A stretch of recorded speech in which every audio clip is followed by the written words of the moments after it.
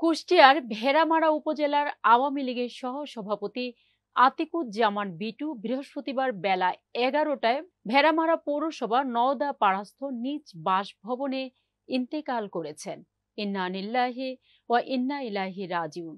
বাংলাদেশ আওয়ামী লীগের যুগ্ম সাধারণ সম্পাদক মাহবুবুল আলম হানিফ এমপি ও ভেড়ামারা উপজেলা আওয়ামী লীগের সভাপতি রফিকুল আলম চুন্নুর আপন ভাগ্নে। মরহুমের পারিবারিক সূত্রে জানা যায়, তিনি দীর্ঘদিন যাবৎ মেরুদণ্ড ও ডায়াবেটিস রোগে ভুগছিলেন। বৃহস্পতিবার সকালে হঠাৎ হৃদরোগে আক্রান্ত হয়ে অসুস্থ হয়ে পড়েন। পরে তাকে ভেড়ামারা উপজেলা স্বাস্থ্য কমপ্লেক্সে নিয়ে গেলে কর্তব্যরত ডাক্তার মৃত ঘোষণা করেন। ওই দিনই বাদ মাগরিব ভেড়ামারা সরকারি পাইলট হাই স্কুল সংলগ্ন মাঠে জানাজা নামাজ শেষে চাঁদগ্রাম গোরস্থানে দাফন করা হয়। জানাজা শেষে মরহুমের মরদেহে পুষ্পস্তবক অর্পণ করে শ্রদ্ধা নিবেদন করা হয়। তার জানাজা নামাজে মাহবুবুল আলম হানিফ এমপি, ভেড়ামারা মিরপুর আসনের সংসদ সদস্য কামরুল আরেফিন, উপজেলা চেয়ারম্যান আবু হেনা মোস্তফা কামাল মুকুল, কুষ্টিয়া জেলা আওয়ামী লীগের সভাপতি সদর উদ্দিন খান, সাধারণ সম্পাদক আজগর আলী, ভেড়ামারা উপজেলা আওয়ামী লীগের সভাপতি রফিকুল আলম চুনু, সাধারণ সম্পাদক সামিউল ইসলাম সানা ও আওয়ামী লীগের স্থানীয় নেতা কর্মী সহ কয়েক হাজার মানুষ উপস্থিত ছিলেন।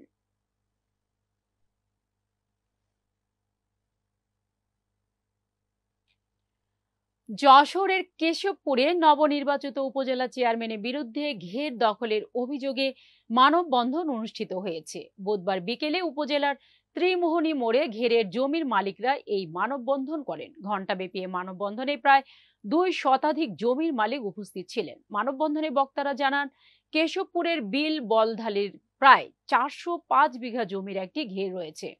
নবনির্বাচিত উপজেলা চেয়ারম্যান মফিজুর রহমান মফিজ ও তার সহযোগী সেলিমুজ্জামান আসাদ এ ঘেরের ইজারাদার ছিলেন। মেয়াদ শেষে হওয়ায় ঘেরের 214 জন জমির মালিক নতুন করে জাহাঙ্গীর আলমকে ইজারা দেন। এরপর জাহাঙ্গীর আলম বৈধ প্রক্রিয়ায় কয়েক লাখ টাকার মাছের পোনা ছাড়েন। কিন্তু নবনির্বাচিত উপজেলা চেয়ারম্যান মফিজুর রহমান মফিজ ও তার সহযোগী সেলিমুজ্জামান আসাদ মৎস্য ঘেরটি জোর করে দখলে নেওয়ার অপচেষ্টা করে আসছে। স্বাক্ষর জালিয়াতি করে নতুন করে ঘের দখলের জন্য প্রভাব বিস্তার করেছেন, এমনকি নানাভাবে হুমকি দিচ্ছেন।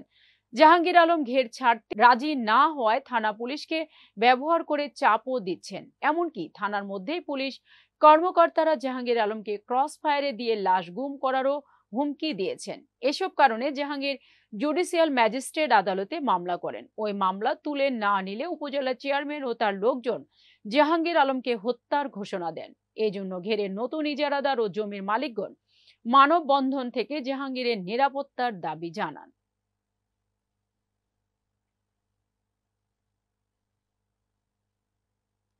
বাংলাদেশ ও কাতারের মধ্যে 50 বছরের সফল কূটনৈতিক সম্পর্ক উদযাপন এবং কাতারের মহামান্য আমির Sheikh Tamim bin Hamad Al থানির বাংলাদেশে ঐতিহাসিক সফল সফর উপলক্ষে Reliance Events and Exhibition Management এবং বাংলা ইভেন্ট ইন্টারন্যাশনালের সহযোগিতায় কাতারস্থ বাংলাদেশ দূতাবাস ক্রাউন প্লাজার সেমিনার হল হিকমাতে বাংলাদেশ ট্রেড ফেয়ার কাতার 2024-এর উদ্বোধন উপলক্ষে এক অনুষ্ঠানের আয়োজন করে।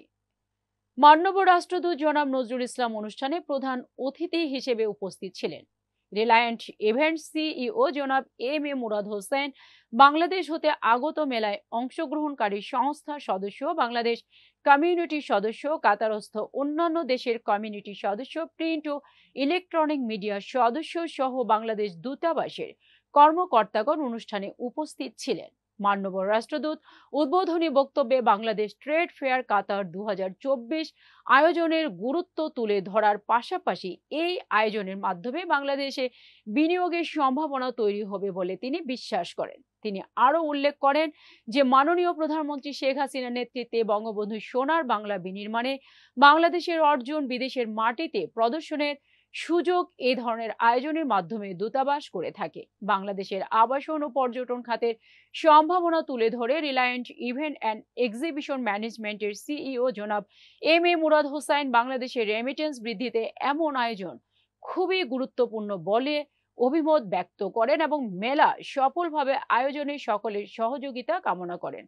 অতঃপর সকলের উপস্থিতিতে মাননীয় রাষ্ট্রদূত জনাব নজরুল ইসলাম অনুষ্ঠানের ফিতা কেটে বাংলাদেশ ট্রেড ফেয়ার কাতার 2024-এর উদ্বোধন করেন। 3 দিন ব্যাপী এই ট্রেড ফেয়ারে বাংলাদেশ ও কাতারের মধ্যকার বহুমুখী ব্যবসায়িক সম্ভাবনা ও বিভিন্ন খাতে বিনিয়োগের উপর সেমিনার ও বিজনেস টকের আয়োজন করা হয়েছে। এছাড়াও বাংলাদেশের সমৃদ্ধ সাংস্কৃতিক ঐতিহ্যকে ছড়িয়ে দিতে মেলায় বাংলাদেশি শিল্পীদের অংশগ্রহণে মনোমুগ্ধকর সাংস্কৃতিক অনুষ্ঠানের আয়োজন করা হয়েছে।